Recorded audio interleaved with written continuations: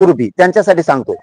आपलं सगळ्या वस्तू घेऊन पाण्याच्या जेवणाच्या सगळ्या हातरायच्या पांघरायच्या सगळ्या. काही जण गाडीतच झोपत येईल, काहीला जागा मिळाली तर इकडे झोपतील.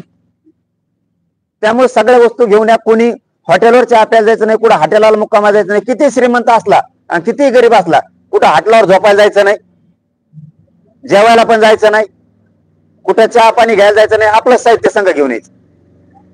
पाण्याची व्यवस्था येतानाच करून घ्यायची, जार घेऊन यायचे, सगळ्या गोष्टी इथं घेऊन यायची. कुठं जायचं नाही, कारण गोर गरिबाच्या लढ्यात सामील व्हायचं. श्रीमंत गेला इकडे झोपायला, गरीब गेला तिकडे झोपायला, कुठं हाटलावर झोपायला जायचं नाही, जेवायला जायचं नाही, काय नाही.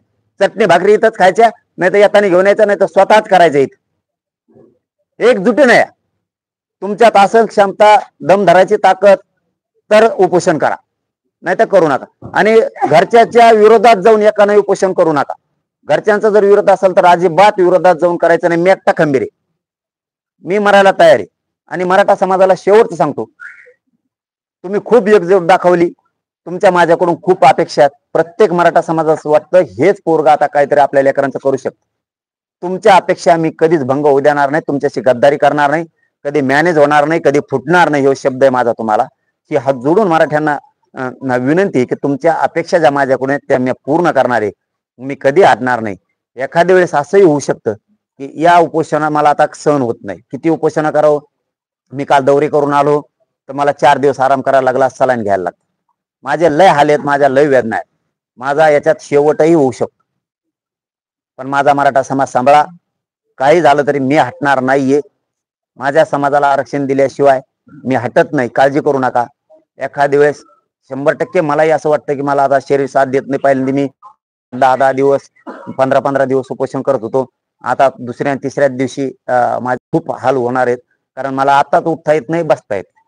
उठायला पायऱ्या चढायच्या असल्या तरी मला खाली वर धरायला 2-2 4-4 माणसं लागते. त्यामुळे माझे प्रचंड शरीरात वेदना आहेत उपोषणामुळे. एखाद्या दिवस माझा शेवट सुद्धा होऊ शकतो याच्यात. मी माझा शेवट झाला तरी हरकत नाही. माझ्या कुटुंबालाही सांगतो, समाजालाही सांगतो, कुणी रुसू नका. कुटुंबाला पण सांगतो, या समाजासाठी तुम्ही, मी नसलो बी तरी तुम्ही योगदान द्या. माझ्या समाजालाही सांगतो, तुम्ही समाजासाठी आपल्या लेकरांसाठी सगळे लढा. तो लढा कधीही बंद पडू देऊ नका.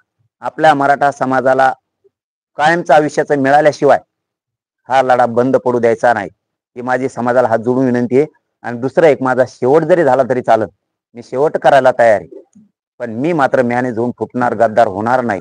मात्र मराठ्यांनी एक हात जोडून तुमच्या पायात चिरणी विनंती माझी की 25 जानेवारीला तुफान ताकदीनं घराघरातले सगळे मराठी अंतरवालीत या, ही माझी सगळ्यांना हात जोडून विनंती. सगळे कामं धंदे बंद ठेवा. त्याच्यावर 1-1 2-2 दिवस काम बंद ठेवल्याने काय फरक नाही पडणार, आपल्या समाजाचं कल्याण होईल. सगळे मराठी राज्यातले कानाकोपऱ्यातले, मुंबई असन, कोकण असन, खानदेश असन, विदर्भ असल, मराठवाडा, मुंबई पुणे शहरातले सगळे व्यावसायिक मराठी, नोकरदार कर्मचारी मराठ्यांनी सगळ्यांनी अंतरवालीकडे, शेतकरी मराठ्यांनी सगळे कामं बंद ठेवा.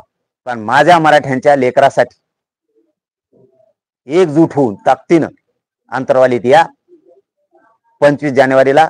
आणि आपण आपल्या गावात बैठका उद्यापासून सुरू करा. तालुका भर करा, जिल्हा भर करा, राज्यभर जितकं फिरता येईल तितकं फिरा. यावेळेस मराठा समाजाच्या बैठकाची, दौऱ्याची, फिरण्याची, लोकांच्या घरापर्यंत जाण्याची मराठा सेवकाच्या खांद्यावरती एवढी जबाबदारी. कारण मला फिरण्याचा त्रास सहन होत नाहीये.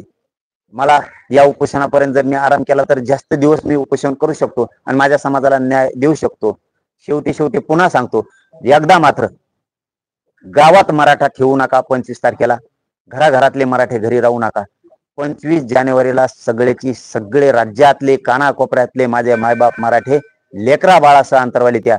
माझा शेवट झाला तरी चालन, पण मी मराठ्यांना आरक्षण दिल्याशिवाय आणि सरकारला वाकवल्याशिवाय मागे हटणार नाहीये. शेवटी मराठ्यांचं वादळ एकदा पुन्हा उसळा. भगवं वादळ या राज्यात पुन्हा उसळलं पाहिजे. इतक्या ताकदीनं मराठी या सरकार नाही तर मराठा सरकारपेक्षा मोठा आहे. पुन्हा एकदा मराठ्यांनी सिद्ध करा. धन्यवाद. तुम्हाला काय विचारायचं असलं तर विचारा.